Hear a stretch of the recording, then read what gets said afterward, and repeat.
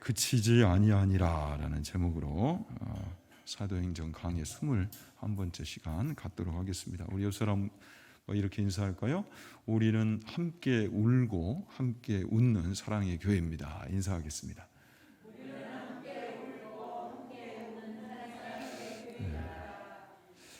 자, 우리가 지난 시간에는 표적과 기사가 많이 일어나며 백성이 칭송하더라.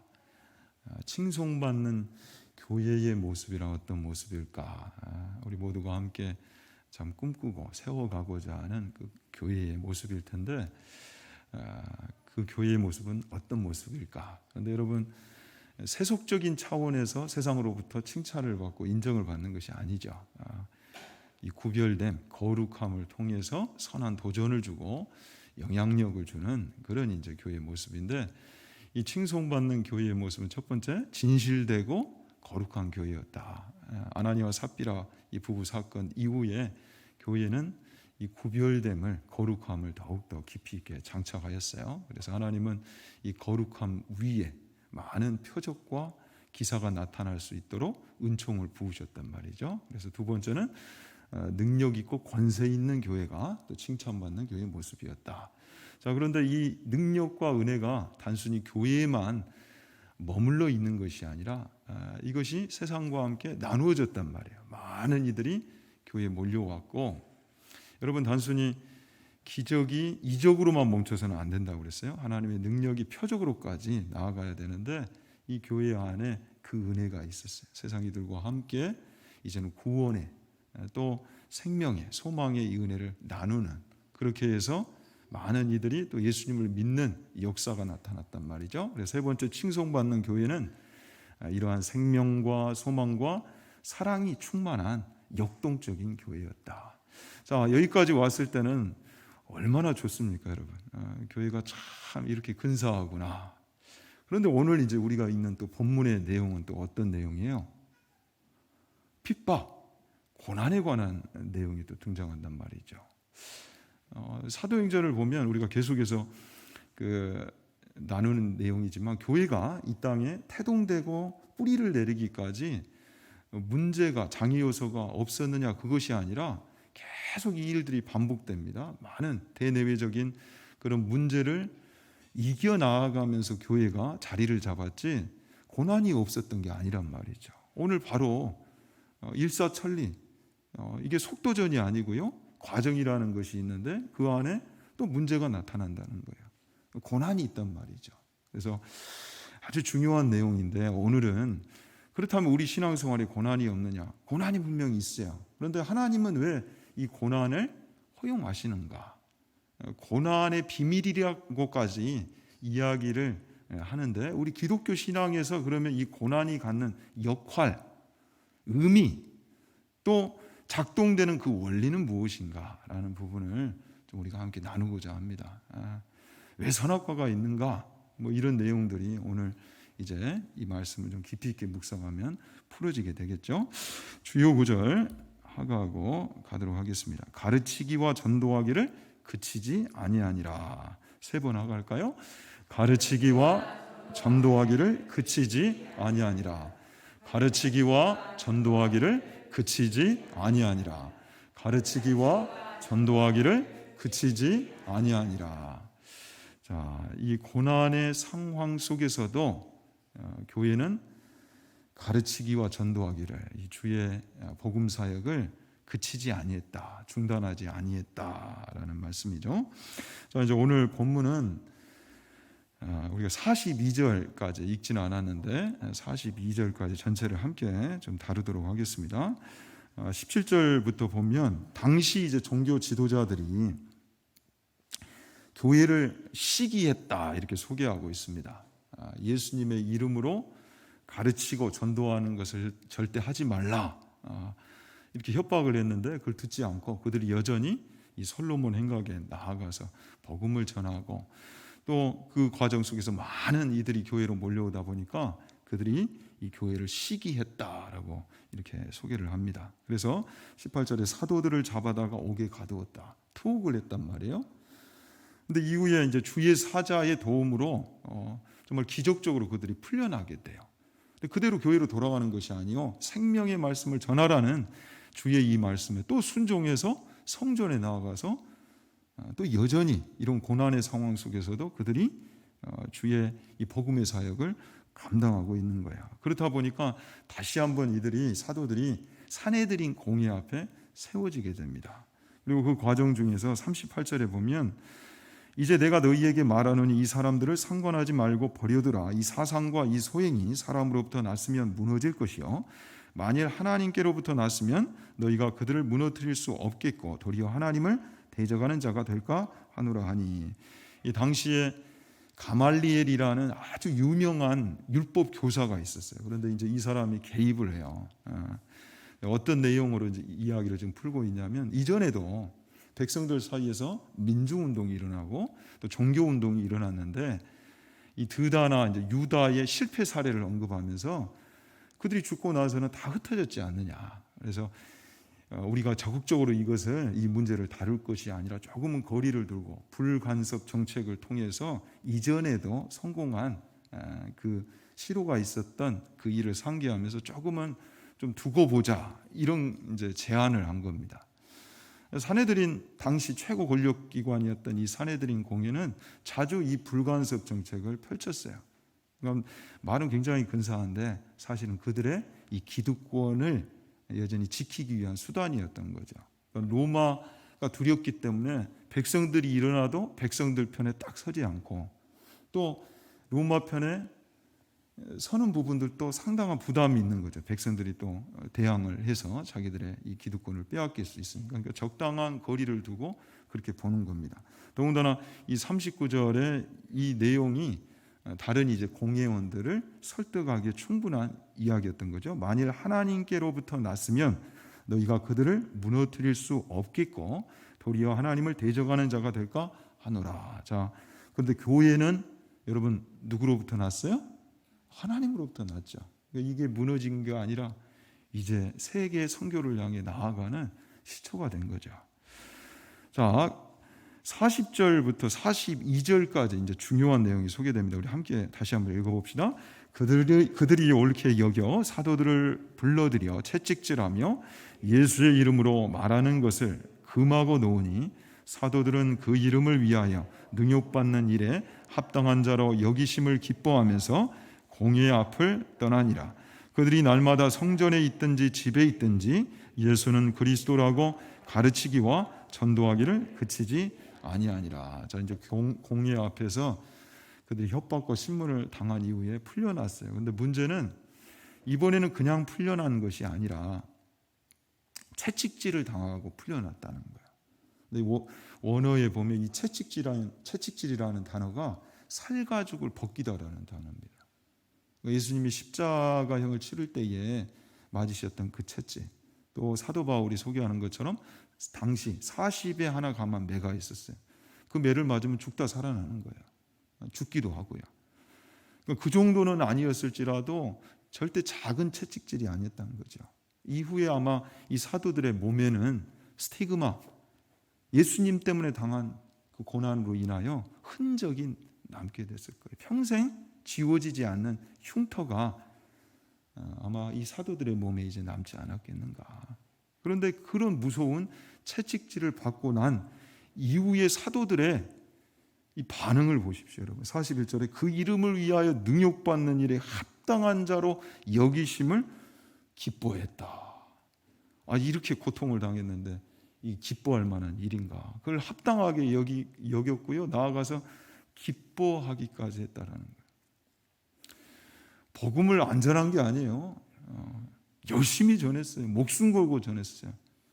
그렇게 받은 고난이란 말이죠. 그런데 그들이 이것을 치욕과 수치로 여기지 아니하고 오히려 합당하게 여기고 기뻐하기까지 했다. 그리고 42절에 보면 어디에 있든지 고난이 없는 게 아니라 고난이 있을지라도 여전히 예수는 그리스도라고 가르치기와 전도하기를, 이 복음 사역을 중단하지 아니했다, 멈추지 아니했다라고 소개를 합니다.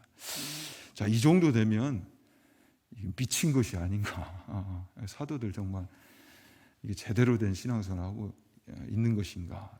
해도 좀 너무 간 거 아닌가. 이런 생각을 할 수도 있을 거 아닙니까? 그래서 우리 신앙생활에 분명히 여러분 고난이 있어요, 없어요? 존재해요. 뭐 계속 고난이 있는 건 아니지만 분명히 우리 신앙생활에 존재하는 이 고난을 우리가 어떻게 해석할 것인가, 이것을 잘 해석해야 고난에 갇힌 신앙이 아니라 그것을 뚫고 이 초대교회의 모습처럼 여전히 중단되지 않는 하나님 나라의 일꾼으로 우리가 바로 설 수 있단 말이죠. 그래서 우리가 오늘은 세 가지 측면에서 이 고난의 의미, 고난의 역할에 대해서 좀 함께 살펴보고자 합니다. 자, 먼저는 박해와 관련된 고난이 있어요. 우리의 소속, 정체성과 관련된 고난이죠. 마태복음 5장 10절에 가보면 의를 위하여 박해를 받은 자는 무엇이 있다? 복이 있나니. 자, 우리가 산상수훈 팔복 이 말씀 나눴죠. 그 팔복 중에 맨 마지막에 해당되는 복인데, 여덟 번째 복, 의를 위하여 박해를 받는 자는 복이 있나니 천국이 그들의 것임이라. 자, 그냥 박해가 아니죠. 의를 위하여 받는 박해예요. 예수님 때문에 얻게 된 의, 하나님 보시기에 기쁨이 되는 그 의를 위하여 박해를 받는 자, 한마디로 예수님 때문에, 복음 때문에 박해를 받은 자가 복이 있다. 왜 그런가? 너희 전에 있던 선지자들도 이렇게 박해하였느니라. 자, 예수님이 그 이유를 요한복음 15장 18절 20절에서 소개합니다. 세상이 너희를 미워하면 너희보다 먼저 나를 미워할 줄을 알라. 너희가 세상에 속하였으면 세상이 자기의 것을 사랑할 것이나 너희는 세상에 속한 자가 아니요 도리어 내가 너희를 세상에서 택하였기 때문에 세상이 너희를 미워하느니라. 미워할 정도가 아니라 그래서 박해까지 있다는 거죠. 자, 주님의 말씀 무엇이에요?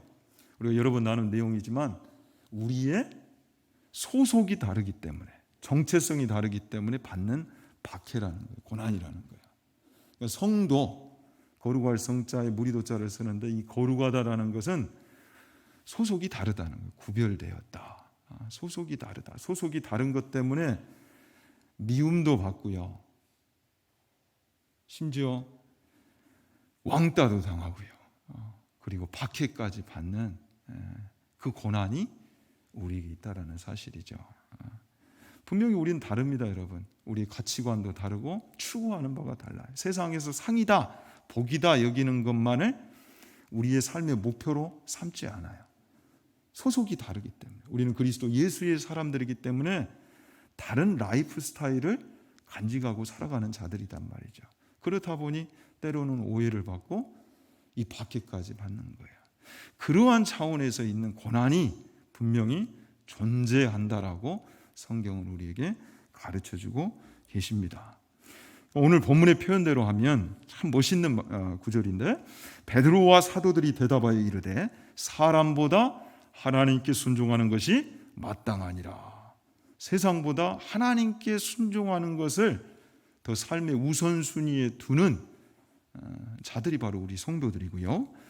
또 예수는 그리스도라고 가르치기와 전도하기를 그치지 아니하는 자들, 어디에 있든지 여전히 고난이 있을지라도 문제가 있을지라도 예수는 그리스도라고 가르치기와 전도하기를 그치지 아니하는 이유를 가지고 사는 자들이 우리 성도들이라는 거죠. 그렇다 보니까 세상이 싫어한단 말이에요. 너희들 소속이 다르구나, 이거를 알아차리고 때로는 거리를 두고 배척을 하고 또 핍박까지, 박해까지 감해온다는 사실이죠. 그러나 우리가 기뻐해야 할 이유 무엇입니까? 베드로전서 4장 14절, 너희가 그리스도의 이름으로 치욕을 당하면 복 있는 자로다. 영광의 영, 곧 하나님의 영이 너희 위에 계십니다. 그 상황 속에서도 성령께서 우리와 함께 하시고 또 정말 말할 수 없는 놀라운 복이, 또한 상이, 너무도 큰 상이 우리 앞에 놓여져 있기 때문에 우리는 기뻐할 이유가 충분하다. 때로는 그것이 치욕이라 할지라도. 치욕 하니까 생각이 나네요. 이전에도 말씀드렸지만 아파트 생활할 때 늘 엘리베이터 탈 때 이 치욕을 많이 느꼈어요. 저 사랑의 교회 목사입니다 이러면 저를 마치 이제 코로나로 보는 것 같아요. 이게 코로나 거리두기처럼 크리스천 거리두기를 하는 거예요. 벌써 다 경계태세로 돌입을 해요. 또 치유 가니까 생각이 드는데, 얼마 전에 제가 아주 재미난 애를 만났어요. 좀 문구점이 컸거든요. 대형 문구점에서 이렇게 문구 진열 때에 왼수는 외나무다리에서 만난다고. 이 아이가 아주 당돌하더라고. 얼굴도 막 장난기가 가득한 아이였는데 딱 거기서 저를 보더니 나 참 딱 이래요. 난 한 번도 얘를 만나본 적이 없는데 저도 한마디를 딱 했어요. 나원 참. 그랬더니 그 즉시로 엄마 하고 얼마나 큰 소리로 엄마를 찾든지. 그래서 제가 뭐 사러 갔다가 그냥 그거 사지도 못하고 금세 나왔어요. 아이를 아동학대하는 목사로 오해받을까 봐서. 근데 여러분, 오해 정도가 아니죠. 우리 믿는 자들은 오해가 아니라 실제 소속이 다르기 때문에, 다른 정체성을 가지고 살아가기 때문에 받는 고난이 있다는 사실이야. 그래서 디모데후서 3장 12절에 무릇 그리스도 예수 안에서 경건하게 살고자 하는 자는 무엇을 받으리라? 박해를 받으리라. 경건하게 살지 않아서 받는 박해가 아니라 경건하게 살고자 하는데 받는 박해가 있다는 사실이죠. 잘못해서가 아니라 잘하고 있는데도. 자, 지난번에는 잘해서 칭송받는 교회의 모습이 있었어요. 그건 또 한 면이라는 거예요. 잘하는데도 심지어 순교까지 당하게 되는 또 신앙의 모습도 있다라는 거예요. 그 고난이 존재한다라는 사실이죠. 이것을 알고 가야 돼요. 그래서 이전에도 나눴지만 무디 목사님이 이런 말씀을 하셨다고 그랬죠. 사단은 익지 않는 열매 나무는 흔들지 않는다. 그러니까 고난이 바꿔 말하면 무엇이 되는 거예요? 우리의 소속감을 증명해 주는 도구가 된다는 사실이죠. 그냥 대충 신앙생활 하는 거에는 고난이 없다는 거야. 구별됨이 나타나지 않으니까. 그런데 경건하게 살고자 할 때는, 우리의 소속감을 제대로 드러내고자 할 때는 또 찾아오는 고난이 생길 수 있다. 이걸 알라라는 거죠. 내 삶에 지금 우리 신앙생활에 고난이 있는데 무엇으로 인한 고난인가? 이것을 잘 분별하고 대처하고 또 제대로 해석함으로 이 고난 때문에 억울해하고 또 낙심해하고 의기소침해하고 심지어 포기하는 데까지 가지 말라라는 거예요. 기뻐할 이유가 충분히 있다라는 사실이죠. 그래서 우리의 신앙도 진단해 보기를 원합니다. 무늬만 있는 신자인지 아니면 정말 진짜 그리스도인지, 그것이 한편 무엇을 통해서 드러날 수 있다? 이 고난을 통해서 드러날 수 있다라는 사실 기억하시길 바라고, 첫 번째 우리 신앙생활에 존재하는 이 고난, 바로 우리 소속과 정체성과 관련된 고난이 있다는 거 기억하시길 바랍니다. 자, 그리고 두 번째는 우리 신앙생활에 존재하는 고난 중에 성장과 관련된 고난이 있어요. 자, 무엇과 관련된 고난? 성장. 그러니까 고난이 고난을 이긴다는 표현이 있습니다. 그 말대로 연단과 관련된 고난이고, 또 우리가 생각할 때에 우리의 신앙생활은 이 정도면 돼, 우리가 생각하는 그 수준이 아니라 하나님이 우리에게 요구하시는, 기대하시는 수준이 있단 말이죠. 어찌 보면 이와 관련된 고난이라 할 수가 있습니다. 시편 119편 71절 72절 우리 함께 읽읍시다. 고난당한 것이 내게 유익이라. 이로 말미암아 내가 주의 율례들을 배우게 되었나이다. 주의 입의 법이 내게는 천천 금보다 좋으니이다. 자, 여기 보면 고난당한 것이 내게 유익이래요. 고난이 유익이래요. 자, 그런데 왜 그렇습니까? 이 고난을 통해서 주의 율례들을 배우기 때문이다. 그래서 수많은 금과 은보다 고난을 통해서 주의 이 말씀을 배워가고 성장하는 것이 유익이라는 거예요. 여러분, 근데 실제 그래요? 근데 그렇다는 거예요. 왜? 이 고난의 과정을 통해서 내가 돈과도 바꿀 수 없는 그 성숙을 맛보았기 때문에 내가 바뀌어 있는 거예요. 이 고난의 터널을 지나면서 하나님이 이것을 기대하시면서 우리에게 또 통과하게 하시는 이 고난이라는 것이 존재한다는 사실이죠. 이전에 이게 실한지는 모르겠습니다. 그런데 저희 어릴 때 교회 다녀보면 주일학교에서 참 많은 그 선생님들이 그 이야기하시는 예화가 있었어요. 소개하시는 예화가 있었는데 어떤 내용이냐면 신앙생활을 오래 하시는 장로님 한 분이 계셨다는 거예요. 근데 이분 안에 늘 고민이 있었습니다. 무엇이 있었냐면 끊고 싶은데 끊지를 못하는 거예요. 그게 바로 담배였어요. 담배. 그래서 이게 부끄럽기도 하고 또 마음에 늘 걸려서 하나님께 기도했다는 거 아닙니까? 하나님 좀 담배를 끊을 수 있는 계기를 주세요. 근데 하나님 이 기도를 이제 들으시고 응답하셨는지 하나의 계기가 생겼어요. 계기가 생겼어요. 여러분 담배를 주로 어디서 핍니까? 이상하게 담배는 왜 그런지 모르지만 화장실에서 많이 펴요. 화장실에서 많이 펴요. 근데 이전 화장실은 푸세식 화장실이란 말이죠. 수세식 화장실이 아니라 푸세식이에요. 그렇다 보니까 이게 엉덩이와 좀 이런 이야기를 해서 죄송해요. 엉덩이와 이 정화조 사이에 이게 너무 근거리에 있어요. 냄새도 많이 나고. 그래서 저희 어릴 때 실제 시골 교회 가보면 권사님들이 그거 많이 했어요. 워낙 암모니아 막 향기가 진하니까 휘발유를 뿌려도 별로 냄새가 안 나. 그러니까 일명 코로나 방역이 아니라 휘발유 방역을 이게 반복해서 했어요. 그러면 그 안에서 올라오는 구더기도 죽고 또 냄새도 잡고. 그러니까 이 교회도 이 휘발유 방역을 이미 치러 놓은 겁니다. 어느 분이. 근데 그걸 모르고 어느 날 이 장로님이 안내 순서가 돼서 교회 일찍 나오셨어요. 너무 일찍 나왔다가 이게 심심하니까 뭣도 심심해요? 입도 심심해. 그래서 교회 이 화장실로 딱 가셨다가 담배를 한 대 딱 근사하게 피셨어요. 근데 분명히 밖에 아무도 없다는 것을 확인하고 와서 폈는데 갑자기 밖에서 인기척이 들리는 거예요. 그렇다 보니까 이 담배 꽁초를 그만 불똥을 제거하지 아니하고 그대로 정화조 속에다 던졌어요. 어떤 일이 일어났을까요? 그래요. 목사님이 엉덩이에 화상 입으신 이 장로님을 결국 신방가는 일이 생겨났어요. 근데 이게 이제 계기가 된 거예요. 이 일로 이 장로님이 담배를 끊었다는 전설이 전해오고 있습니다. 고난을 통해 본의 아니게 성숙을 맛본 그런 이야기죠. 근데 여러분, 이 이야기는 성경에 너무너무 많습니다. 우리가 지금 읽고 있는 큐티 말씀 사무엘상의 이 다윗의 인생을 보십시오. 분명히 뭐가 존재해요? 고난이 있다는 거예요. 성숙을 위한 고난. 우리 믿음의 조상 아브라함과 이삭과 야곱도 마찬가지고요. 장세기의 열매라고 하는 요셉은 말할 것도 없죠. 그들의 삶 속의 신앙생활에 분명히 고난이 존재했는데 그 고난이 어떻게 작동되고 있는가를 성경은 우리 가운데 보여주고 있다는 거죠. 고난이 왜 유익인가? 고난이 왜 유익인가?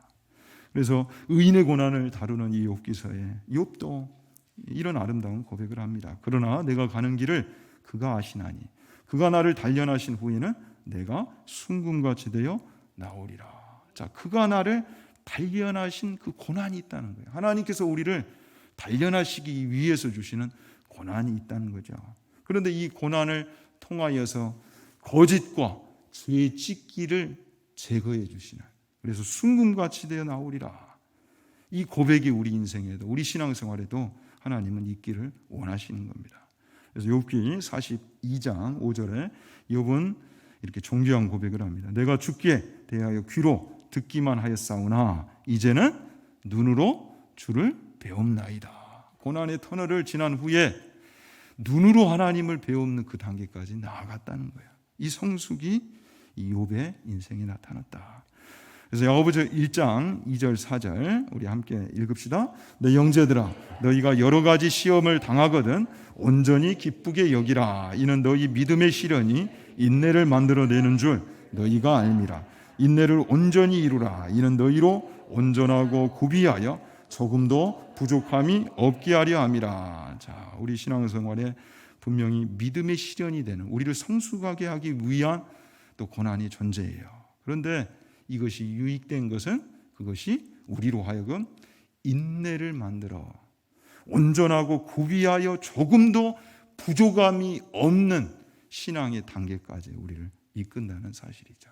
그래서 두 번째는 무엇과 관련된 고난이 있다? 첫 번째 소속, 정체성과 관련된 고난이 있고, 두 번째는 성장을 위한 고난이 있다. 자, 내 지금 삶에 고난이 있다면 지금 내게 있는 이 고난은 어떤 종류의 고난인가? 그것을 여러분 바로 해석하고 하나님의 은혜와 또 뜻을 이룰 수 있는 여러분들 되시기를 바랍니다. 자, 마지막으로 세 번째 여러분과 함께 나누고자 하는 이 고난은 이제 오늘 본문과 관련된 고난이에요. 또 이것을 여러분 천천히 주목하시고 이해할 때 많은 또 신앙의 이 문이 열리는 은혜가 있을 겁니다. 자, 마태복음 16장 24절에 보면 예수님이 이렇게 말씀해요. 이에 예수께서 제자들에게 이르시되 누구든지 나를 따라오려거든 자기를 부인하고 자기 십자가를 지고 나를 따를 것이니라. 자, 세 번째 고난은 무엇과 관련된 고난이냐면 하나님의 섭리와 관련된 고난입니다. 하나님의 섭리와 관련된 고난. 하나님의 일, 계획하심, 또 영광과 관련된 고난이라고 할 수가 있고, 또 어찌 보면 우리의 사명과 관련된 고난이라고 할 수 있는데, 예수님의 이 말씀대로 자기 십자가로 발견되어지는 고난이에요. 자기 십자가로 발견되어지는 고난. 자, 이 마태복음 16장 이 말씀이 어느 이제 문맥에서 이 말씀이 소개되냐면, 여러분 예수님이 이제 십자가, 이 순환을 예고하실 때 베드로가 예수님을 말립니다. 그런데 그 원어적인 뉘앙스를 보면 그냥 말리는 게 아니라 스승 예수님을 막 나무래요. 야단치는 이 뉘앙스에서 예수님을 말려요. 왜 예수님 그 길을 가려고 하세요? 막 꾸짖으면서 예수님 정신 차리세요. 이렇게까지 십자가의 길을 말린단 말이죠. 그런데 예수님이 그때 십자가를 그래, 네가 그렇게까지 반대하니까 나 안 지른다. 내 사랑하는 제자가 그렇게 말리는데 그만 가야 되겠다. 이러지 아니하시고 그 십자가 반드시 가야 될 뿐만 아니라 제자도 나를 쫓는 제자들도 하나님이 너희로 하여금 또 지게 하시는 그 십자가가 있다라는 거죠. 이렇게까지 지금 말씀을 하시는 거예요. 그래서 빌립보서 2장 8절에서부터 11절까지 보면 그 내용을 또 잘 소개하고 있습니다. 사람의 모양으로 나타나사 자기를 낮추시고 죽기까지 복종하셨으니 그 십자가에 죽으심이라. 이러므로 하나님이 그를 지극히 높여 모든 이름 위에 뛰어난 이름을 주사 하늘에 있는 자들과 땅에 있는 자들과 땅 아래에 있는 자들로 모든 무릎을 예수의 이름에 꿇게 하시고 모든 입으로 예수 그리스도를 주라 시인하여 하나님 아버지께 영광을 돌리게 하셨느니라. 자, 그런데 여러분 이 말씀을 우리가 이렇게 오해해서는 안 돼요. 자, 예수님은 좀 부족한 분으로 이 땅에 오셨단 말이죠. 그렇다 보니까 이 십자가를 비로소 지심으로 큰 보상을 맛보게 됐다. 이 부족한 분이 이 십자가라는 과정을 통해 하나님께 인정을 받아 이제는 모든 이름 위에 뛰어난 이름을 얻게 됐다. 이렇게 풀면 이 내용을 바로 해석하는 게 맞아요? 틀려요? 틀리단 말이죠. 자, 예수님은 원래 부족한 분이 없으세요. 하나님의 본체시단 말이죠. 비교 불가의 분이에요. 뭔가 얻기 위해서 이 땅에 오셔서 그것을 위한 희생을 치렀다. 그 과정이 십자가다. 이렇게 풀면 안 된다는 거죠. 그래서 히브리서 2장 10절에 이 내용을 이렇게 말씀합니다. 그러므로 만물이 그를 위하여 또한 그로 말미암으니가. 자, 만물이 그를 위하고 또한 그로 말미암으니. 그분이 누구세요? 하나님이세요. 자, 하나님이 많은 아들들을 이끌어 영광에 들어가게 하시는 일에 그들의 구원의 창시자, 여기서 구원의 창시자는 예수 그리스도를 뜻하죠. 이 구원의 창시자를 고난을 통하여 온전하게 하심이 합당하도다. 자, 고난, 이 십자가를 통해서 온전하게 하심이 합당하다 할 때 이거는 예수 그리스도를 온전하게 하셨단 말이 아니에요. 자, 그럼 누구를 온전하게 한 거예요? 자, 이것을 좀 더 쉬운 성경으로 쉽게 읽어보도록 하겠습니다. 하나님은 모든 것을 창조한 분이시며 그분의 영광을 위해 모든 것을 돌보십니다. 하나님께서는 많은 믿음의 자녀들이 그분의 영광을 함께 누리게 되길 바라셨습니다. 자, 우리가 구원받고 부족함이 없는 그 하나님의 영광에, 그 광활한 영광에 우리를 초대하시기를 원하셨던 것이 하나님의 계획이란 말이죠. 그런데 이 계획을 위해서 예수 그리스도를 보내셨어요. 그리고 그분의 십자가 고난을 통해 이 구원을 온전케, 완성케 하셨단 말이죠. 그러니까 예수님을 온전케 하기 위한 십자가요, 고난이 아닌 거예요. 누구를 위한? 바로 우리를 위한. 그분이 징계를 받으심으로 평화를 누리고 그분이 채찍을 당하심으로 우리가 나음을 입은 것처럼 우리의 구원을 위한 십자가였다는 거예요. 자, 그런데 이 십자가 예수님이 안 져주시면 어떻게 되는 겁니까, 여러분?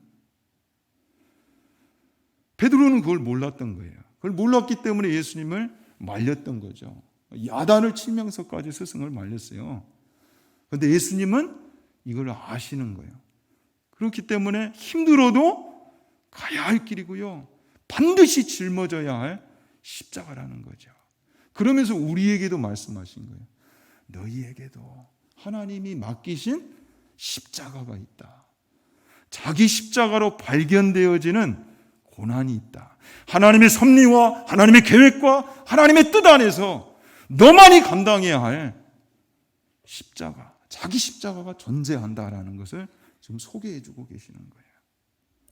그래서 로마서 8장 17절에 자녀이면 또한 상속자, 곧 하나님의 상속자요 그리스도와 함께한 상속자니 우리가 그와 함께 영광을 받기 위하여 고난도 함께 받아야 할 것이니라. 예수님의 십자가가 뜻하는 그 안에 감추어진 영광이 있는 것처럼 분명히 우리의 신앙생활에도, 우리의 인생에도 하나님이 자기 십자가로 발견되어지는 그 고난 안에 담아놓으신 영광이 있다는 거예요. 여기에 지금 하나님은 우리를 초대하신 거랍니다.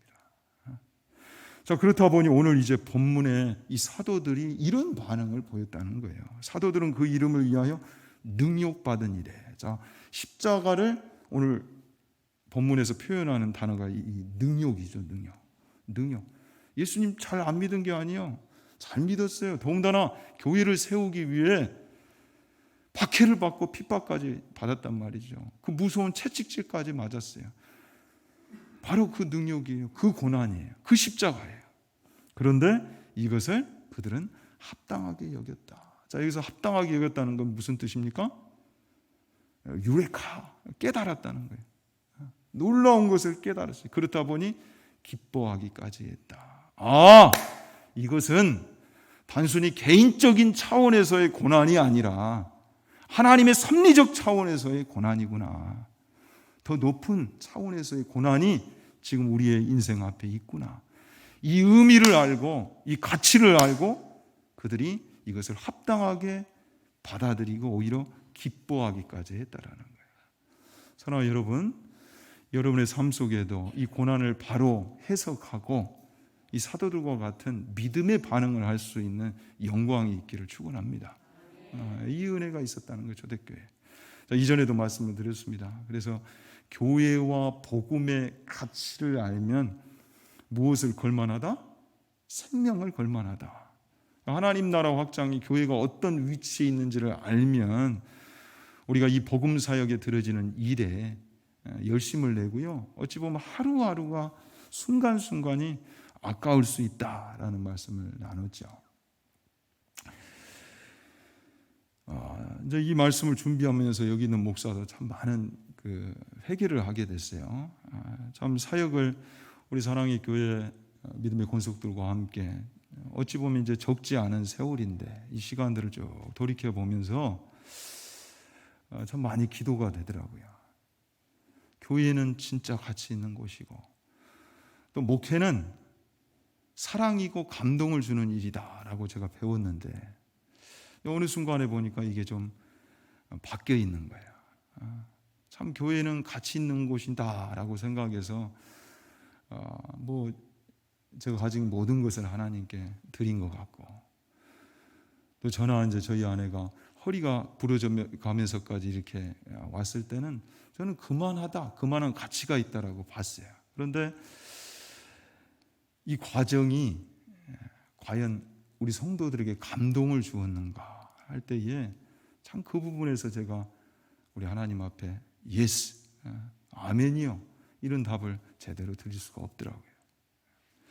저는 제가 두 교회를 이렇게 경험을 했는데 그곳에서 목회를 배우는 동안 참 교회들이 지금 이 시대에도 충분히 성장할 수 있다라는 것을 참 확인할 수 있는 그런 교회들이었어요. 막 이렇게 성장하는 그런 교회였고, 또 어떤 이야기를 많이 들었느냐, 일단은 비행기를 띄워야 한다. 비행기를 띄워야 또 무난하게 이제 제트기를 탈 수 있다. 이런 이야기를 많이 들었어요. 또 실제 맡은 이제 그 부서에서 그런 열매들이 나타났어요. 이전에 인천에 있었던 교회에서는 제가 이제 선임 부목사로 갔을 때 한 750명 작년이, 그런데 한 950명까지 1년 만에 그렇게 성장을 했었어요. 근데 제가 그때 큰 깨달음을 하나 얻었었습니다. 이렇다 보니까 950명 딱 찍으니까 성도들 또 당후의 모든 곳이 어떻게 되느냐, 이제 1000명이 얼마 안 남았다. 1000명을 찍자.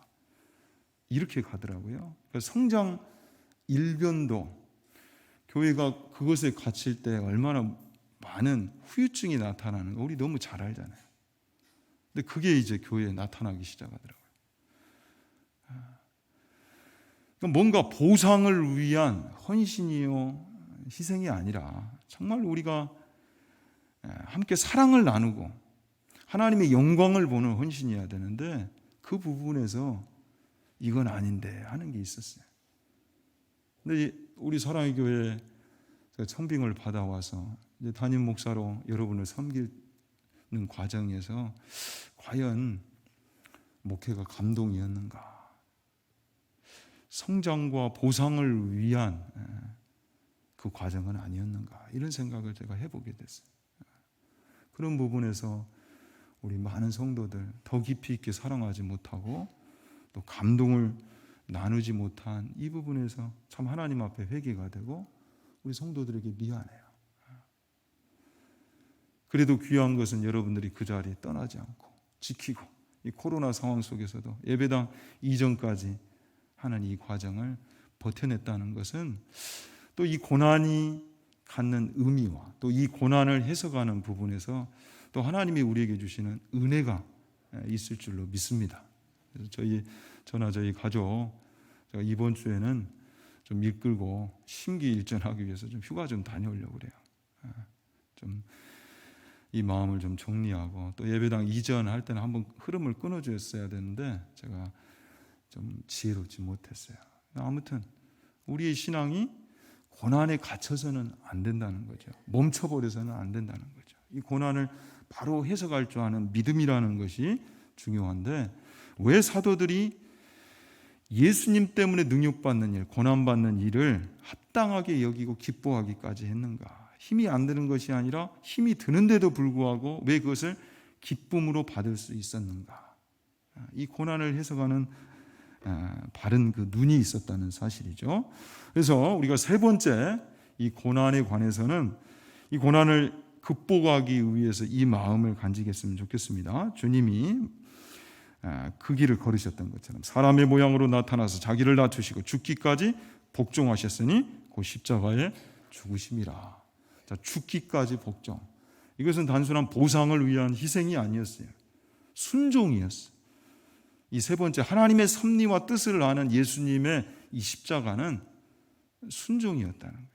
보상을 받기 위함이면 왜 죽어요? 기어코 살아서 그걸 받아야죠. 그런데 하나님의 계획을 알았고 뜻을 알았기 때문에 죽기까지 순종했다는 거예요. 오히려 기쁨으로 내 모든 것을 드릴 수 있었다는 거예요.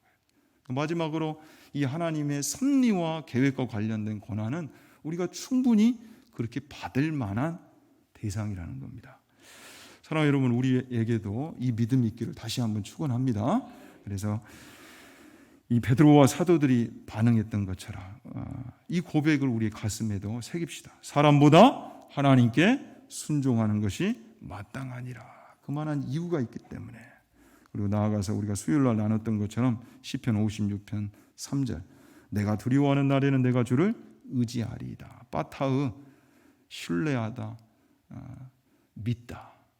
고난의 강도가 깊을수록 우리의 믿음도 더 깊어지는, 하나님을 더욱더 의지하는, 오히려 고난이 클수록 하나님께 더 매달리는 이 자세가 우리에게 있기를 원합니다. 자, 마지막으로 오늘 본문의 말씀이 이렇게 마무리가 됐는데, 고난에 갇힌 신앙이 아니요, 고난 앞에 멈춰버린 신앙이 아니요, 그것을 뚫고 고난의 의미와 역할을 잘 이해함으로, 잘 해석함으로 하나님의 뜻을 이룰 수 있는 교회요, 또 복음의 일꾼 되기를 축원합니다. 우리 마지막 이 귀한 말씀 읽고 또 가슴에 새기고 마치도록 하십시다. 그들이 날마다 성전에 있든지 집에 있든지 예수는 그리스도라고 가르치기와 전도하기를 그치지 아니하니라. 다시 한번요. 그들이 날마다 성전에 있든지 집에 있든지 예수는 그리스도라고 가르치기와 전도하기를 그치지 아니하니라. 기도하겠습니다.